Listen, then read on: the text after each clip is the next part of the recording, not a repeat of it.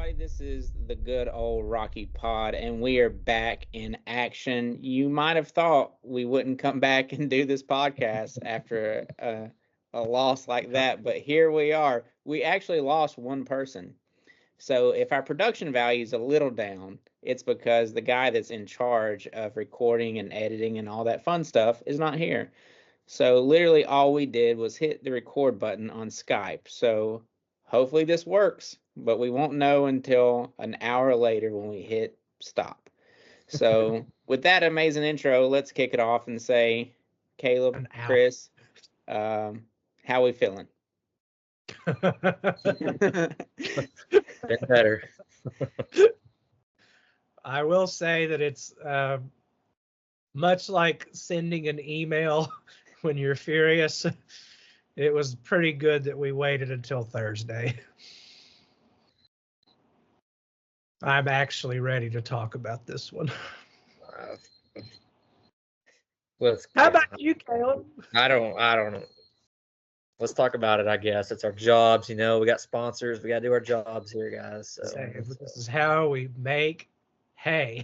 Yes, this is our livelihood right here. So we just had to come to the table. Yeah, so I think for me, I'm doing all right. I was very all right, Kyle, how are you?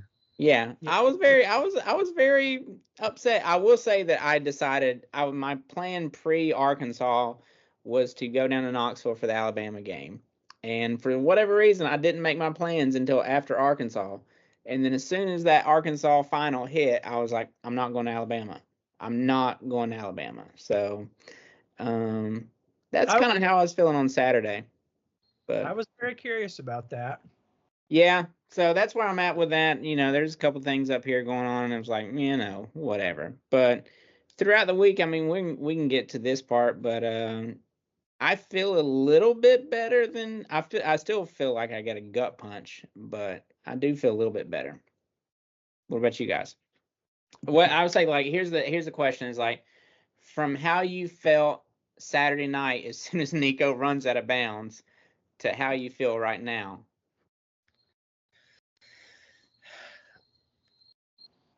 I mean, obviously, I don't feel as bad, though I snapped and cleared pretty quickly after that. But are the pro at that? I don't know. Like, I guess I don't. I'm not like completely negative that we're gonna have a terrible season necessarily, but it does suck that these things keep happening to us. Like, even when we are good, we still have these games where we just don't show up and stub our toe and then chop our leg off. Yeah. I still feel like I've watched the Hindenburg. I literally owe the humanity. Just Twitter has been a no-go. I have boxed out all college football from any kind of interaction whatsoever. Haven't paid attention to anything. Apparently football is being played right now. It was played last night. Do not care. It was 2 torpedoes into the Lusitania for my enthusiasm for this season. Just a 15-minute short sink to the bottom of the sea. It was fucking awful. I can't begin to tell you how sad this made me. It was pretty devastating. And if you would like, I'm ready to go into it in detail.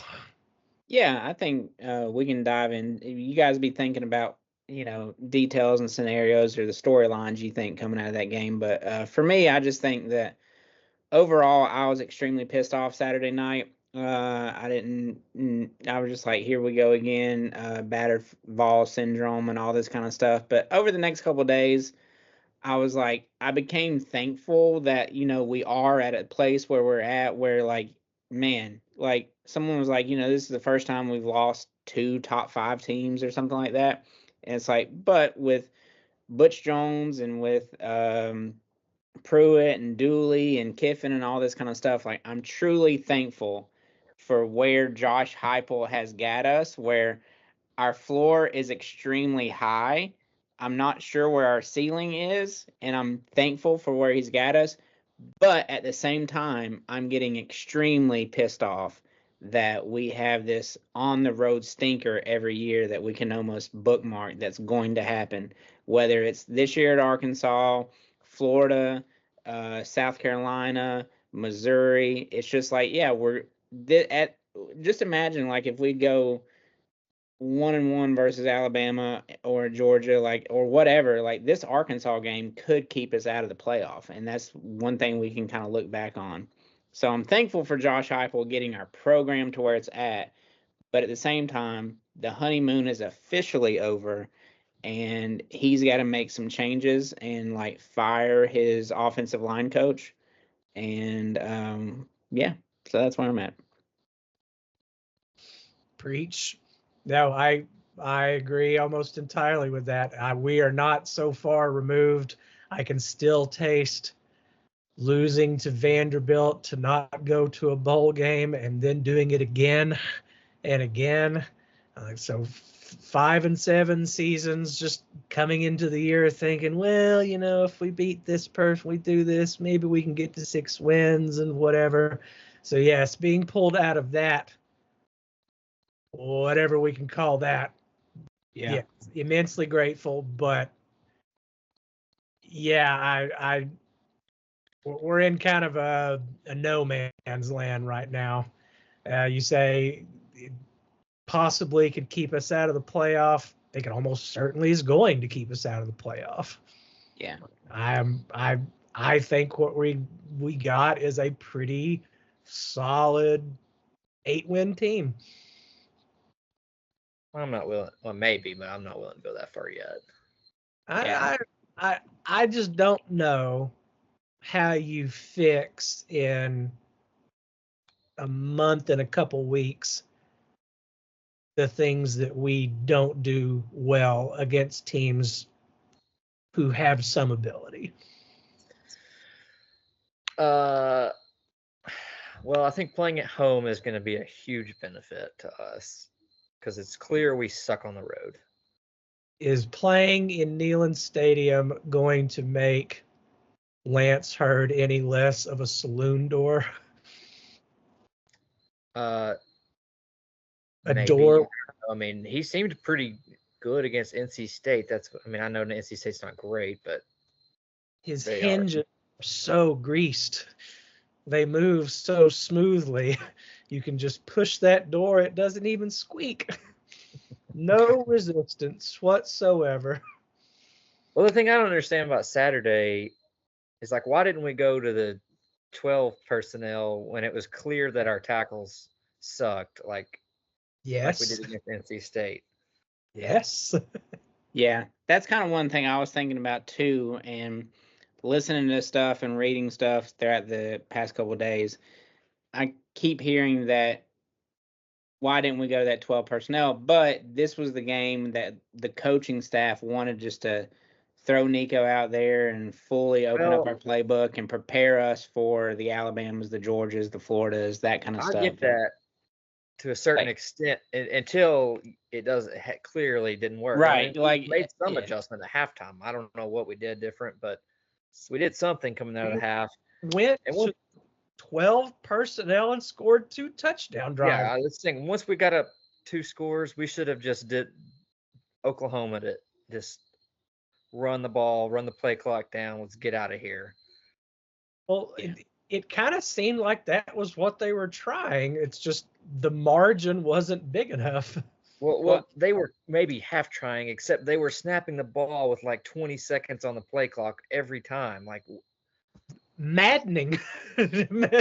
Well, also I think that from what I remember, because God, I did not watch that game for the second time, but I think we did do the Oklahoma thing where we shut it down, but we were not, unlike Oklahoma.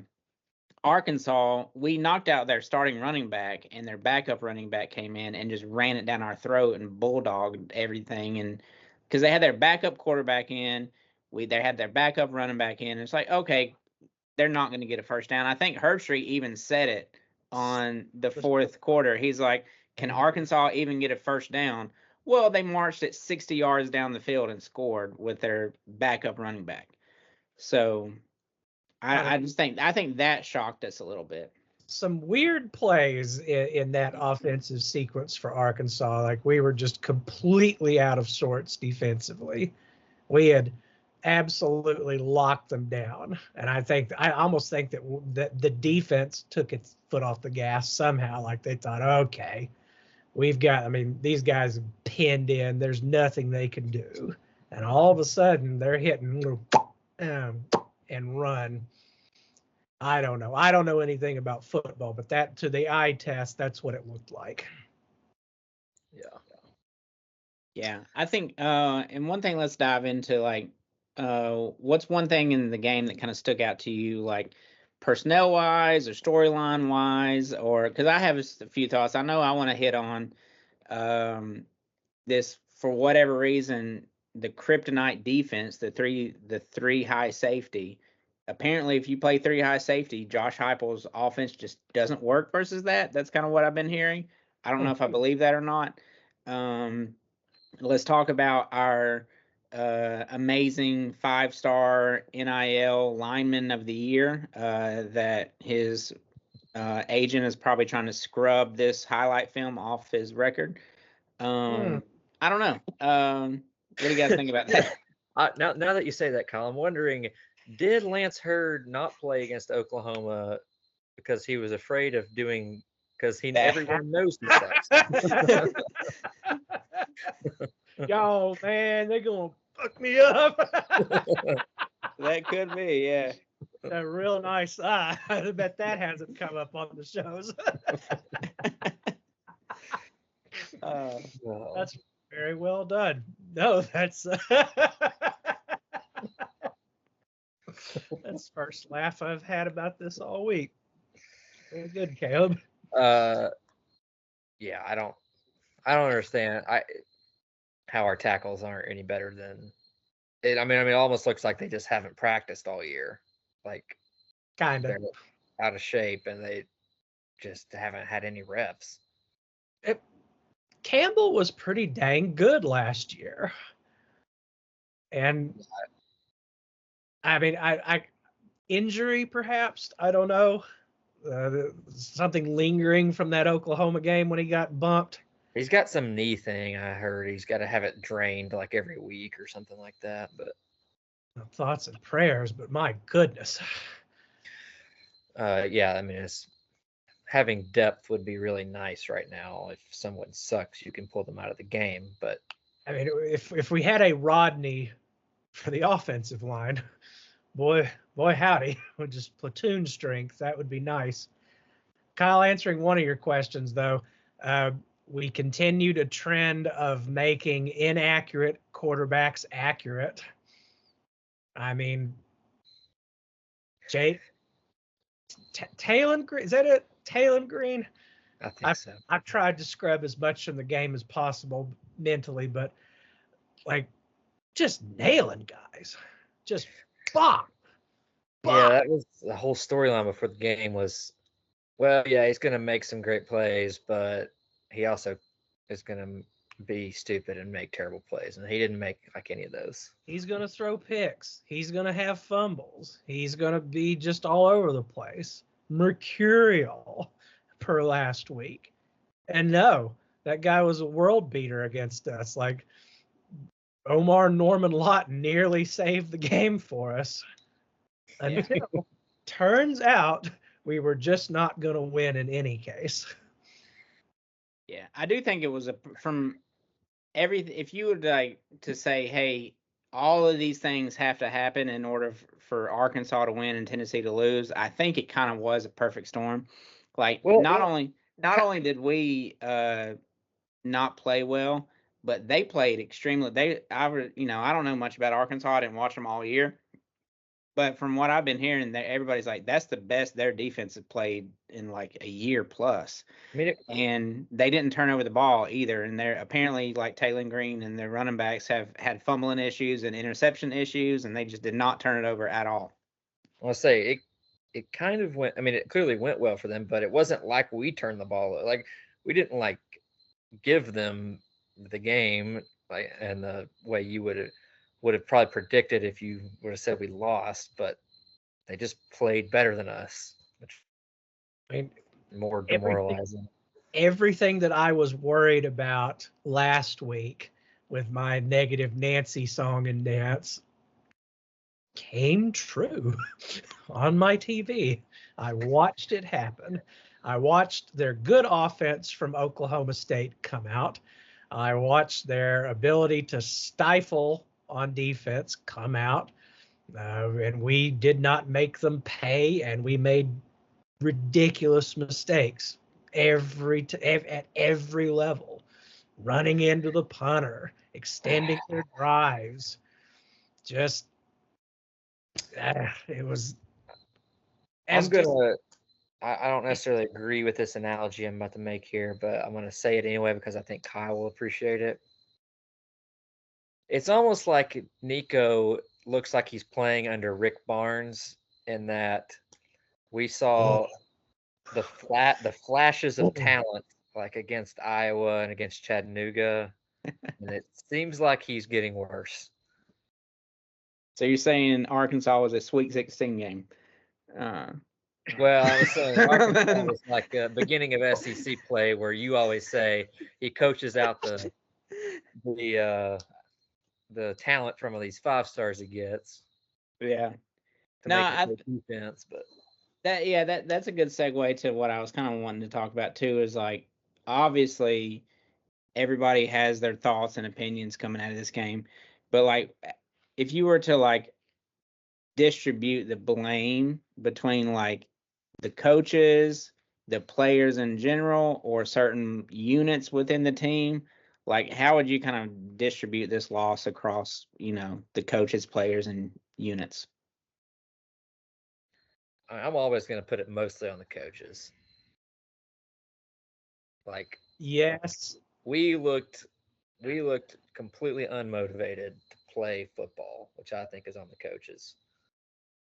And the play calling, let me spend a second on the play calling. I do not understand what has happened to our offense. Maybe even if we had better players 2 years ago, like 3 years ago when we had the Pruitt scrubs and half a team, we were still running the cool plays and they were working. And now we've stopped running the cool plays. And I don't know why. It's the Joe Milton offense. When they're scared that he either isn't going to make the right decision or he doesn't have time to make the right decision, we're just going to chuck it out to the edge and see if Squirrel White can beat a tackler and get around the other receiver to get 4, 5, 7 yards. We're just going to dink and dunk. Yeah. I just thank God Oklahoma had one play where they let Dante Thornton just break to the middle. Where is the middle? I do love that one play, that the 42-yard pass at the end to Dante Thornton simultaneously was the recurring play that I saw all over Twitter and TikTok of Lance Hurd's like ghost block. Because the reason he had to roll out is because Lance Hurd just did not make the block at all. It was horrible. That's the thing. Yeah, please. Sorry. On that play, you could tell that Nico wasn't like thinking. He was just playing. And we got to get him to do that more. You could just see when he's dropping back to pass, he looks like I think you said, Kyle, Garantano back there, just like thinking so hard, and then he's late, and then by the time he's late, the guy's not open, and he's sacked. Oh yeah, I think he's feeling the rush. Because even like one thing that I've kind of noticed is when he's feeling comfortable, his feet is really quiet in the pocket, and then when he's not feeling comfortable and he's starting to feel ghosts and he's starting to feel pressure that's not there, he gets happy feet, and he just like stops. He's stomping the ground and he's looking around, and and he is also kind of like he's making a ton of reads. I'm kind of like, why isn't your first read more open than it? That's one thing that is kind of concerning me. is he's going to like second, third, fourth reads, and I'm like, man, why isn't that first read there more times than not? Yeah, or if I'll be fine with him just bailing out a little earlier if the first read's not there. Just make something Yes. happen. Like Hooker, I feel like Hooker was great at that, and Yeah. Like Nico the just has to stand in a second too long. the Iowa game would have been 14-0 final score if Nico tried to continue to let the play develop as he's done this year. Yeah. Like the Nico that played in the Citrus Bowl either had a design run or, yes, he bailed on the route if it was busted and chucked it forward with his legs. He's a fast guy. But all we've seen from him that way is he gets flustered, and then he does that kind of little sort of a rollout, and you think, okay, there's green grass that way, buddy. But he's still trying to get the receiver open to make the throw. And by that point, he either gets a yard or two or gets dropped behind the line. Like there are plays to be made when things are busted downfield. We're just not making them. I don't know why. Yeah, I do think moving forward, and again, I'm not an X and O's guys when it comes to football at all. I know very, very, very, I don't even know basic stuff really. We But are shit. If you're yeah, listening, don't yeah. know. But I mean, just for me, just my just untrained eye looking at it, I was like, man, like Caleb said, when he rolled out, he looked more comfortable. I would just like maybe play some design rollouts where you know, just kind of make that happen. It was like, hey man, like just take the snap and run left and run right and cut off half the field and just throw it to the first read or the second read or run for 8 yards. Which side are we going to roll out? Are we going to roll out to the right where a potted plant? We walk by a potted plant. We go to that side and three people are coming by the potted plant. Or are we going to go to the left side where people are going through the saloon door fast because drinks are free? So I don't know how that works. The edges are compromised. Yeah, I mean, it all comes down to I think we just need to, and I don't know if this is a thing we can fix this year, but our offensive line just needs to block. It is extremely concerning that I've heard it from a million people. I don't know if it's fact or fiction, but that we are not starting anybody that we actually recruited out of high school. Everybody we're playing is like transfer portal people. Spraggins. Yeah, I mean, I get their point that we haven't really recruited high school, but like we've done pretty well in the portal. Like I don't really care if where they come from. I guess Cooper Mays is a recruit. Yeah, but he wasn't a hypo recruit. He's a pre recruit, I think. So is Spraggins. Yeah, our offensive line recruiting and develop like it's a pitfall like secondary. Yeah, that makes sense. Well, with that, in the same kind of realm of this topic, is I really do want to dive into what do you guys think about this kryptonite defensive pattern that everybody's like, oh, and I heard on another radio show that they're actually saying that Sam Pittman actually said in his pregame presser that they saw some stuff that NC State did, and they saw some stuff that Oklahoma did, and they saw, oh, we can have success versus Tennessee if we do this, and doing this was doing a 3-high safety. Well, yeah, that's the thing I don't understand is like, the players kept saying, well, we didn't see that on film from Arkansas. Okay, fine, but you have seen it before. Like, right. It's not the first time you have seen it. You should know what to do. And the lack of adjustment to it. I mean, there should be on every play something that you can do. Whether or not you execute it is kind of up to you, man on man. But so yeah, the one thing I found interesting that I heard was that they apparently Arkansas kept lining up in what looked like a light box. So the read for Nico was handed off, and then they would just immediately run someone into the box at the snap. So it was actually oh no! They disguise coverage. Oh my God. Okay. Well, I was like, I don't know. Why doesn't everybody do that? Like, That's the thing. It reminds me of the claw fence in a way, where we would switch the tackle to the side that we were going to run to and say, here's where we're going. So if we know that there are 6 in the box, 5 in the box, and we know that, that is a run play, they also know it too, based off our patterns. Are we way too predictable?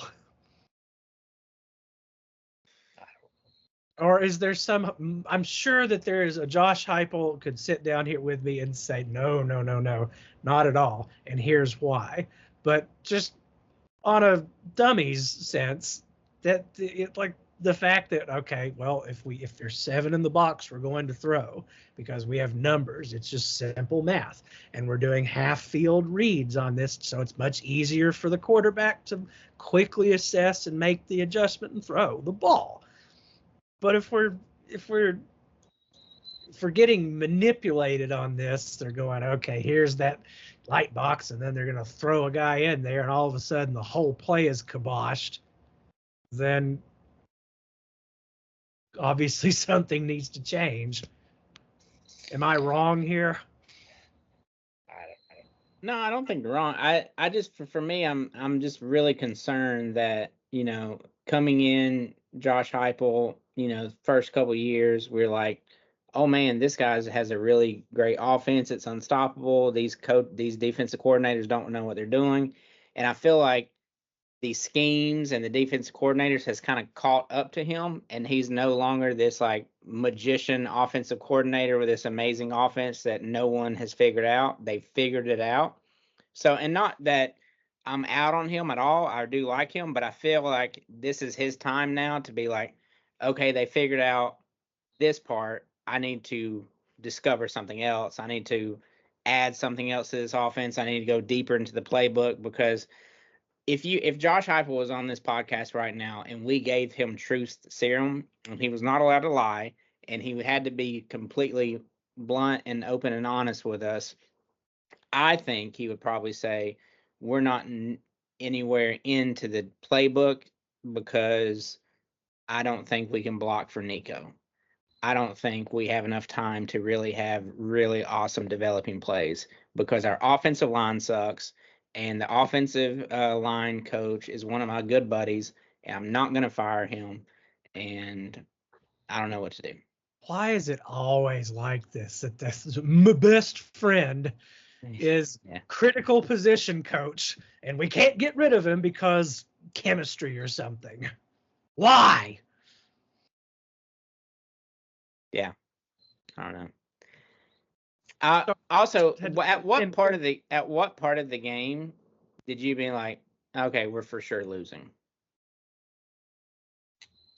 I mean, I don't know that I actually thought we were going to score at the end. I thought we were going to score at the end. Well, I did I too. didn't have great confidence we were going to score. I just felt like it, especially when he did that rollout 42-yard pass to Thornton, and like Herbstreit was like, that's a Patrick Mahomes play right there. I'm like, and then like I was like, maybe this is like Nico's coming out party. Like he didn't play well, but man, did you see that like 30-second drive he did? Yes, I was thinking about it narratively at that point. I was thinking, oh man, if this is going to be what we think it can be, this is the the squeaker. Yeah. And then we get to talk about how well, you have these kind of games in a team of destiny kind of year. But I was saying to people at halftime, what's coming. This is the one. Yeah. So I mean, when we went up 14-3, I was like, okay, we're definitely winning. And then yes. We're running it on them. They look discombobulated. When Talon Green went out, I said, that's terrible. But yeah, but when we didn't capitalize there, like at the beginning of the fourth quarter, like Yes. You we could feel just- it coming. Okay. All right. So before we wrap up on this, I got 2 questions for you. Please. First question is real quick. You can be yes or no answer. You can dive into it a little bit if you want. But was the hit on Taylor Green, do you consider it, as a Vol fan, to be dirty? Yeah, kind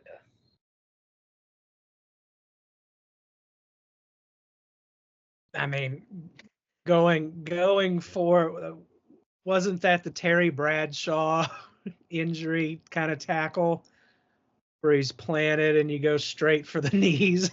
Yeah, Yeah. I mean, going for the knees, I think is dirty for sure. And and it's Omar Norman Lott.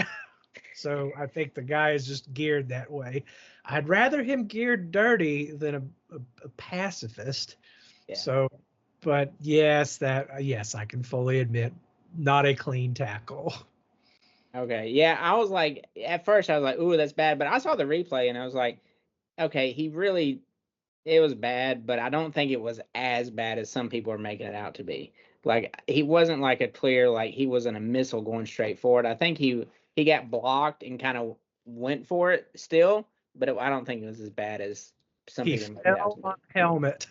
Yeah, he fell on a helmet for sure. All right, my last question before we move on to something else is, if you could pull out one positive from Saturday, what would your positive be?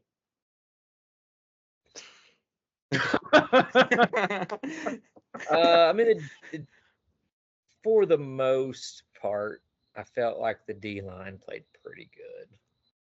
For the most part, they gave up some gashing running plays here and there, but Pierce was in there a few times for the first time this year. It felt like. I mean, we've pretty much held them down for 3 quarters, and even when they did drive, we bowed up and didn't break. So Yeah, no, I that's the only thing. Personally, I'm at least more excited for basketball season now. Jesus. Also, I'm very glad that Alabama did its thing and made it. We were Yeah. story. That was much appreciated. Thank you. Yeah, that's kind of where I was heading to next. But I guess for me, and I've thought about this for a while, and I've always kind of, not always, but the past year or so, I've kind of just started envisioning Tennessee in the Josh Heupel era to kind of be tracking with Dabo's starting era at Clemson, and not doing like a positive for this season and this team, but a positive for the overall program, being like, hopefully, I don't know this yet. Hopefully this turns into a positive later, where our team actually can look back and say, okay, guys, we are producing one stinker every single season, and we need to stop that. And yeah, so like, hey, when Dylan Sampson said in his post-game interview was wild when he's like, yeah, I think we didn't really practice that well during the bye week, and I don't think we're like took it seriously. Like, the fact that he said that's wild. What the And fuck? yeah, and then also like Heupel actually coming out and saying, you know what, I kind of did mess up the last drive. I should have taken a timeout. And like maybe he's starting to realize that, yeah, he is the play caller, but he also, and sometimes he needs to be the head coach, and it's hard to be the play caller and make head coaching decisions at the same time. Because I think he was really prepping the next play call when he should have been making the head coach decision and calling a timeout. So hopefully this is going to be a very hard lesson, and saying like this can be like a couple years of like, man, Tennessee's just one game away from like really being like in the national championship picture. And then finally, hopefully a year, 2 years down the road, we don't have this one game skip up. Can this be our Nebraska Orange Bowl Right. wake up call? Yeah. So hopefully the positives, hopefully it's a wake up call where the guys just come. I really think that did we learn anything from last week will really be shown out if we're going to just how we versus Florida. So that's what I'm kind of thinking. And that's where I want to head into. Before we talk about Florida, though, let's spend a little bit of time on upset Saturday, because this is where I was kind of thinking all throughout the game is like, I thought we were going to blow out Arkansas. I mean, our scores were crazy. We're all saying like blowout scores, maybe except for Chris. But halfway through the game, I just saw everybody lose. At that time, it was like 4 out of the top 11 have lost. So let's just get through this. Let's just survive by 1 point, and let's be number 2, number 3 in the nation this week. So, but let's talk about the other upsets in college football this week. And which are those, Kyle? I think there was some goalposts being torn down in Nashville that made their way down Broadway, and there's a really cool night vision video of that. But yeah, and that Alabama had 80% of the crowd at Vanderbilt Stadium was also really good. I thought Alabama deserved to lose for no other reason than Kalen DeBoer wearing a Walmart shirt on the sideline. He looked like an asshole. it was You're the head coach at Alabama, and I haven't been on any internet, but somehow, even without me being on social media and any internet whatsoever this week, apparently the Alabama fans felt the same. Yes. I mean, I don't really care. Jim Harbaugh wore his little Walmart khakis and everybody loved it. Well, I buy the Walmart khakis. They're great. They look fine on him, but it wasn't a sidewalk fan shirt. Would you so you'd rather him wear the dental robe that everyone else wears? The smock is fine. It's clean. And if Walmart khakis is listening to this, we are opening for a new sponsorship segment. So yeah, I'm sure Walmart would love to sponsor a Tennessee podcast. Yeah, especially after Arkansas. Yeah, I give testimonial after testimonial. $17.99 khakis. Go and grab them off the rack. Wow, incredible. And I know we're getting back to the game, but just as a little side note, DeBoer is kind of sneaky fat. Like, you look at him in some way and you're like, oh, he's like a normal average dude. Then he like turns sideways and he's like, oh, he's got a little chubby to him. So he's sneaky fat. He's got that interesting physiognomy. It's a thing that will be pointed out, particularly if he continues to lose to Vanderbilt. Yeah, the smock would probably help his. The Elko, the Elkos, and the Elkos have the fullness. He's in bed sheets basically on the sideline at A&M, but it also helps a guy as a full-figured man myself, a guy like DeBoer. Heupel knows who he is. He's gone to the smock. It hangs nicely. It's a perfectly fine look. But when you wear a form-fitting shirt with no style and your shoulders aren't necessarily wider than your hips, it's a problem. They would have loved it if he had like a athletic physique, for sure. So to kind of move on quickly from here is like Alabama losing to the first time ever to Vanderbilt, apparently, or whatever. Does that like? Do you think they go down from there, or do they get pissed off and they go up? Like, do you think like how does that affect our game versus them? I like that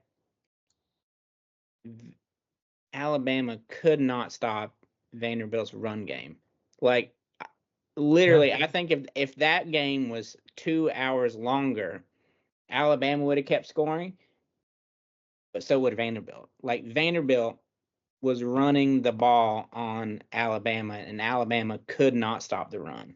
So maybe we do 12 personnel versus Bama. I don't know, but I feel more hopeful about Tennessee playing Alabama now that after I saw that defense has some issues. No question. I mean, but I think a lot of it had to do with Diego Pavia just being a kind of Johnny Manziel chaos quarterback. They had no idea what he was going to do. Like he wasn't breaking tackles like Johnny Manziel would, but he could just easily find when he needed to 4 to 5 to 6 yards. And Alabama could not get them off the field. But yeah, they were running it. They had the ball for 40. I think I saw at the end. It's like 42 minutes.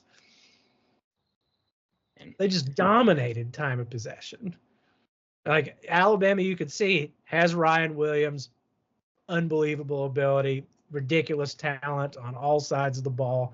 They were striking at will, and very quickly. But yeah, Vandy just consistently in that very annoying type of way that when you know you're going to lose and you just can't believe it's going to actually happen. 3rd and 3, they get it. 3rd and 7, they get it. 3rd and 2, they get it, and they just So, by the way, is Vandy a home game this year? I think it's away because Kentucky's home. Okay. Does it matter? Does it matter? Like it was an Alabama home game in Nashville. Yeah, that's what I'm saying. It's not going to actually be a road game. It was funny that at one point the construction workers on top of the crane stopped working to watch the game. That was kind of interesting. Might have been the first in the history of Vanderbilt football. Yeah.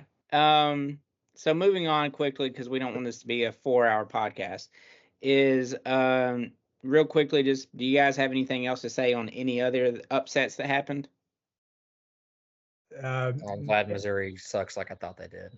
Yes, it was very nice to have your priors confirmed. Lovely to see Michigan lose. Who else was it? Name some of the four other. We were the 5th top 11 team that lost. Michigan lost at 10. USC lost. Oh, to Minnesota. Yeah, gorgeous. Wonderful. Welcome to the Big Ten. Oh, the Gophers are playing. Who are they playing this week? Where? California. Gosh. And Miami was like a good throw away from losing against Cal. Oh, Miami is staring down 2 barrels. It's coming. Yeah. You just wait. I mean, it seems like the moral of the weekend is pretty much everybody kind of sucks, except for Texas and Ohio State so far. So far, we'll see what our Sooners can do this weekend. Oh man, yeah, I really do feel like Texas. I don't know if it's coming this week, but Texas really hasn't played much anybody. So they played Michigan, but Michigan was still kind of getting their foot and stuff. So I don't know. Do they play Arkansas? I don't know. Do they play Arkansas? I do know the narrative was like Oklahoma got like the hell schedule from the SEC, and then Texas got the breezy schedule. Oh, they do. They do a month from now at Arkansas. That would be fun. That would be. Oh man. Well, all right. Let's Gators. So what? Should we talk Gators? Yeah, that's what I was gonna say. For the last 10 minutes of the podcast, let's put a little time limit on 10 minutes. We'll do a little pregame and look ahead at the Florida Gators coming in. So I'll kick it off this way. Are you looking at it as 2 schools of thought here? Does history play a role in this game? Or are you just looking at it as just this one game in this season? Kyle, come All on. right, Kyle. Normally, I am a history doesn't matter guy. Like, I honestly don't think history had anything to do with the Arkansas game, for example. Like, because our players have never played Arkansas, so like, there's no reason they should care that we haven't won there in forever. But these players have already created their own little history against Florida where they've choked. So yes, I'm going to say it does. I'm going to say there's more than There is more more that it's in your books. There's more that is in the books. There's something mystical about college football, and Arkansas is forever going to be a nightmare place to play football. So too are the Florida Gators going to be a nightmare for us to play. They're going to bring their best, and they're bringing it to us when we're weak and wounded. Okay, so we're all kind of, and I'm normally kind of like Caleb, like history does not play a role in this. It's this year's team and this year's team only, but it is Florida, so I do kind of feel different. So let's have like a little fun 2-minute drill here, just 2 minutes on the clock. And Caleb and Chris, I want to hear your trauma stories from Florida past games. Whatever comes to mind, 2-minute drill. You each get 2 minutes. All right. So my first thing that comes to mind is 2015 when I had to watch the game with a Tennessee assistant coach's son. And of course, we all know how that one ended. And I could not fully express my displeasure given my company. And that was just awful. You're too well raised, Caleb. I'm very proud of you. All right. The 2012 game was my first year living in Florida. I had a bunch of people over, just started law school and having a great time, until we kicked off, and then we realized, oh no, we literally can't cover the edges. And I sunk into, like, by the end of the game, I had just abandoned everyone and went and laid in bed. 2015, was it 15? 14. 14 was when I called the police heading back to our tailgate because I thought somebody had stolen my Is that where your tent flew over? Our tent flew off the parking Yeah, I remember. garage. Yeah. That was. I said some awful things to people walking out of the stadium, some unforgivable things. 13, I took some people down to Ben Hill Griffin, and the worst thing about it was I came to like the Florida fans because they were cheering for us because we were beating Georgia. No. That was later. Arkansas was at Florida that week, and I came to like the Florida fans that season. They were very nice. But yes, the Florida fans, they were not nice that day, nor should I expect them to be. 2015, I think, was my worst response. I was catatonic. I had 25 people at my apartment, and I just sat there with a cigarette. It went down to the nub in my finger and just stared away into space. People were asking me questions. I don't even remember what, and I don't think I could answer. It was devastating. They've all been devastating. This history 2002 is maybe the most miserable one for me. Oh God! Just rain buckets the whole game, and God. I think for me, I'm awful with years, by the way. I don't know which year is which year, but the two that come to mind that just scarred me was Neon Treon 10-9 game. What year was that? 14. Yeah, I was there. I actually have the picture hanging in my apartment for some reason. I think that was our first Checker Neyland game, right? I was wearing. I found out I was in the white section, wore a white hoodie, but it was like weird, like cold in the morning, but hot in the afternoon. So I was like sweating. I got sunburned on my knees, and then it was like just the worst game ever. Yeah. Was just, and then the other one that scarred me was what year was it? 4th and 14. 15. Yeah, 4th and 14 was just that. It's still to like anytime I see like football game and it's like 3rd and 14 or 2nd and 14 or 1st and 14, whatever, I'm thinking, oh my God, I have like flashbacks and PTSD from that. So on a knife's edge every single time. Yeah. Now, You mentioned losing on a Hail Mary in 2017. Yeah, that's Oh, Filippo yeah, Franks. Or the 2000 game with the Jabbar Gaffney. Yeah, the Jabbar Gaffney touchdown where just like obviously just hit his chest and went through his legs being a touchdown. It's crazy. 17 was the only, like, I only thought this ever happened in the movies, but it's real. 17 was the only time that I ever stress vomited. When that happened, like, I hadn't drank that much, but I, like, got sick as if I had seen someone die or something. I don't know. I truly did not believe that actually happened, but it did. And the friends that I were with that day were that, oof, boy. I have almost no memories of the Pruitt era Florida games. Well, one was in December with Harrison Bailey and in front of 1,900 people. No memory of that. No memory. 19 was, 18, 19, and 20 are. Where is the what year was when Trey Burton had 500 yards receiving? That would be 2012. Okay. That was Caleb and I were very we were Caleb's in law school first year, so am I. We're calling each other that week and going, Caleb's telling me, oh man, I just wish you were here. I just can't believe.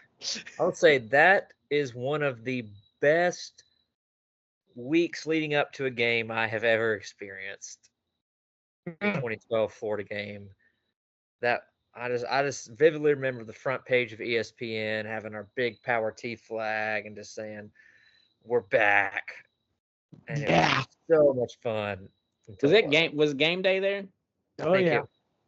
Yeah. There was that what was this, Tyler Bray? Yep. Yeah. 3-0 versus 3-0. Number 23 Vols or something versus the number first ranked game in Neyland Stadium in 3 or 4 years.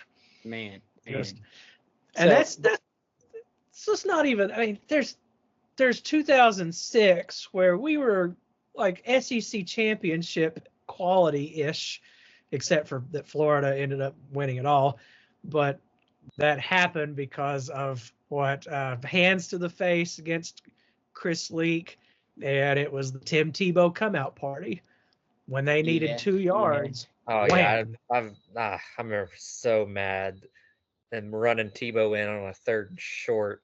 Just screaming, you know what they're he's gonna do. right up the middle. Yeah.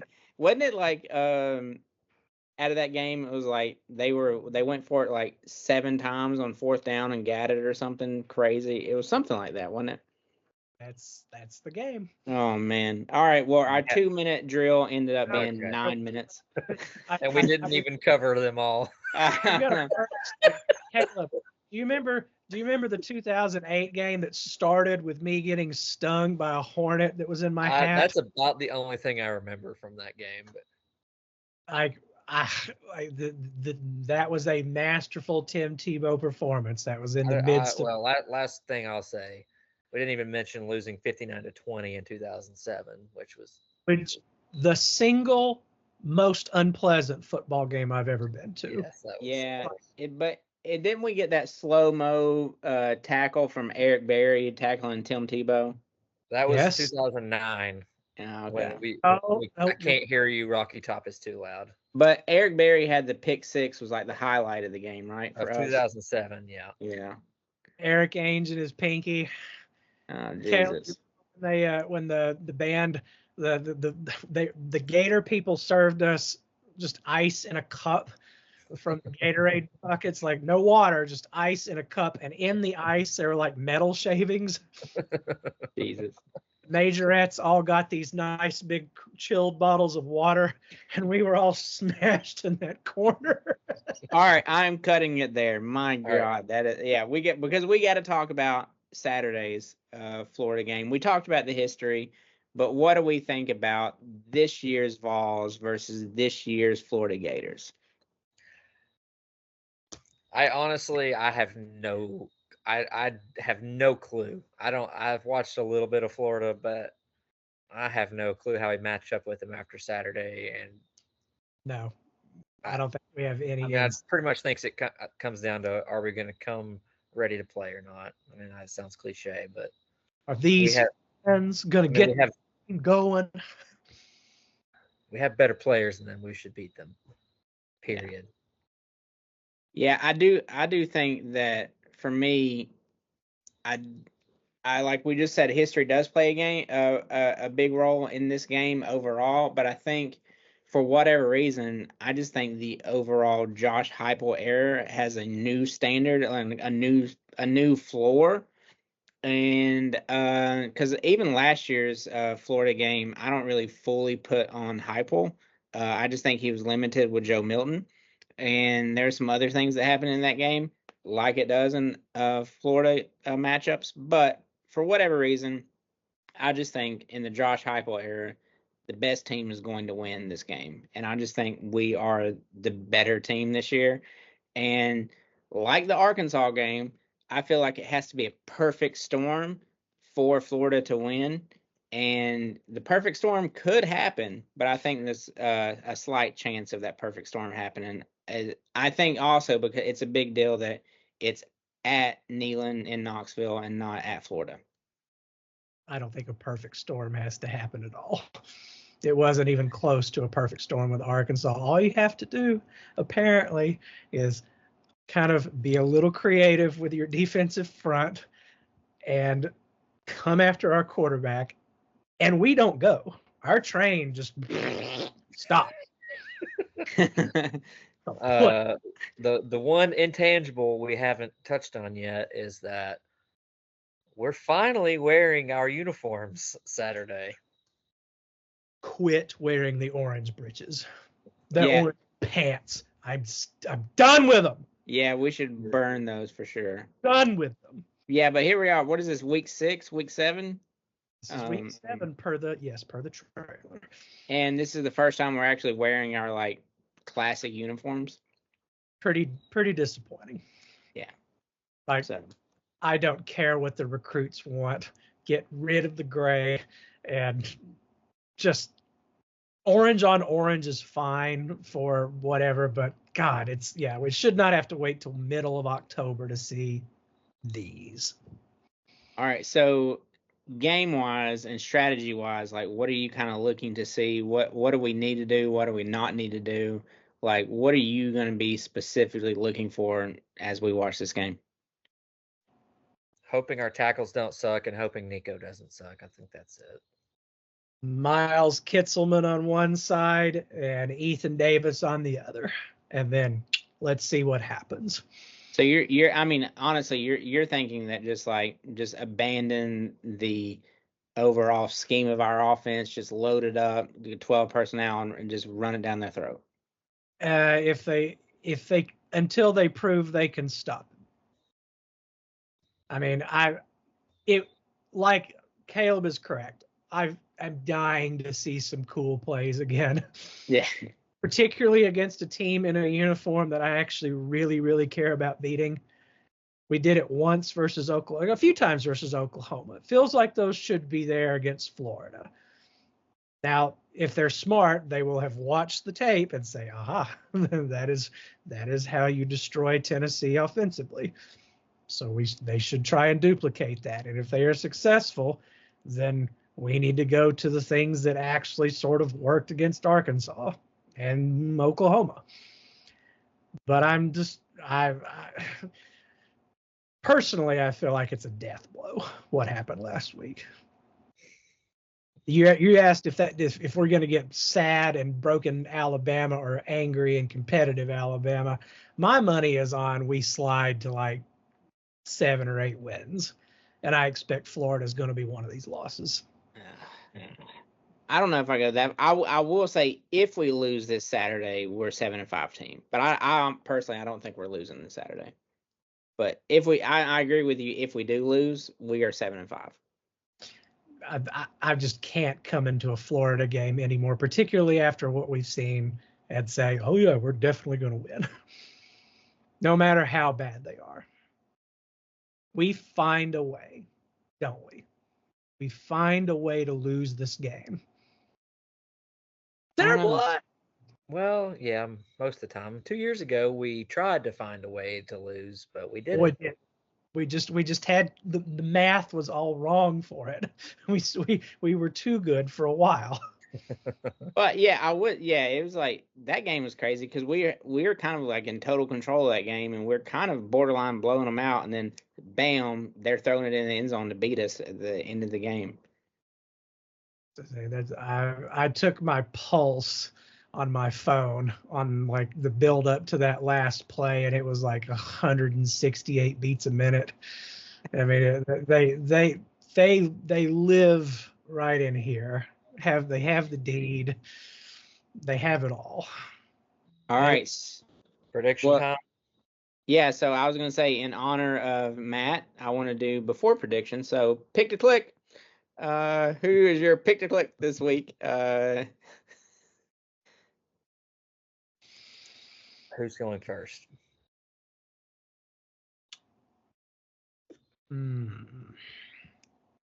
Kyle, what about Kyle? Since you brought it up, why don't you take it? Yeah. So one thing I think the easy like answer would be Dylan Sampson. But I would probably, just for fun, I'm gonna say Kitzelman. That's a good one. It's one of my favorites to go to for sure. I'm gonna I'm go out on a limb here. This is a high risk, high reward pick. he's at the same Nico. I'm gonna say Mike Matthews. That is a risk, Because it but certainly seems like half our receivers or all of our good ones are injured right now. And so he might actually get some playing time. And I feel like if he gets playing time, he's going to make a couple cool plays. the idea of Mike Matthews having a Jamal Lewis moment did perk me up a bit. I must admit. If he is who we kind of think he can be. But coming back down to hell, my pick to click is going to be Max Gilbert. I bet he has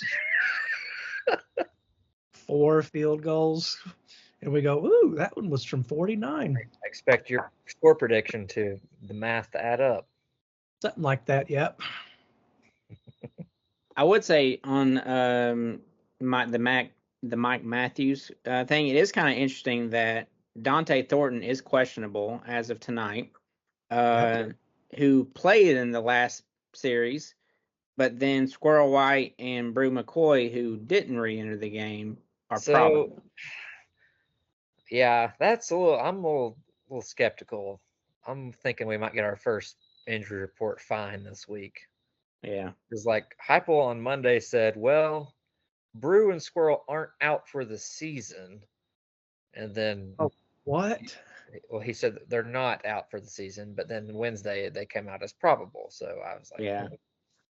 So apparently, Chris, since you've been out this week, Brew McCoy has 3 broken fingers in his hand. Well, I say, how in the world can we reasonably expect him to catch with a hook? Yeah. And then Squirrel White has some sort of shoulder AC joint issue. Oh, that's even worse. Yeah. So, but again, apparently they're going to give it a go according to the probable. And again, Dante Thornton, he's the most worse off this week apparently, but he played at the end of the game. So we'll see. That's okay. Well, okay. That's factoring into the final score prediction. All right. So with that, boys, that leads us to the last segment of this amazing episode is what do you think is going to actually happen? Win or loss and score predictions, please. Okay, my score prediction is 27 to 20 balls. I'm going to say 24 to 19 Gators. Here's my thing that I'm thinking of right now is I still believe in our defense. and I still don't see them scoring over 20 versus our defense. And I do think, just the way I've been trending this week, I would not have said the score Saturday, probably not even Sunday, maybe not even Monday, but here we are Thursday before the game, and Oh, no. I am now considering 34-17 Vols.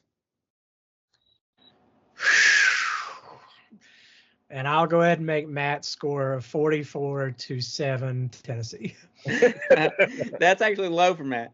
That's also the That's pick it. of Josh Ward, Matt would say.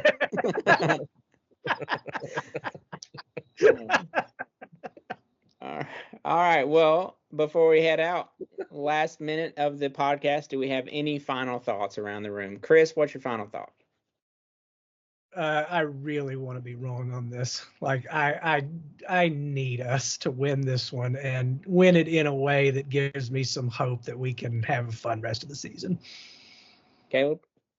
Just, I'm snapped and clear. Just go Vols. We'll have fun regardless, boys. Woo! Yeah, I think for me, I think this is a kind of like a program game. Like, yeah, Arkansas was a gut punch, but this is like, okay, let's really see if we learned anything from this Arkansas loss. Can we get back off the mat? Can we play this? I hate saying this, but this season is still ahead of us. Like, from what I've seen, like going 1-1 versus Alabama and Georgia is still kind of plausible.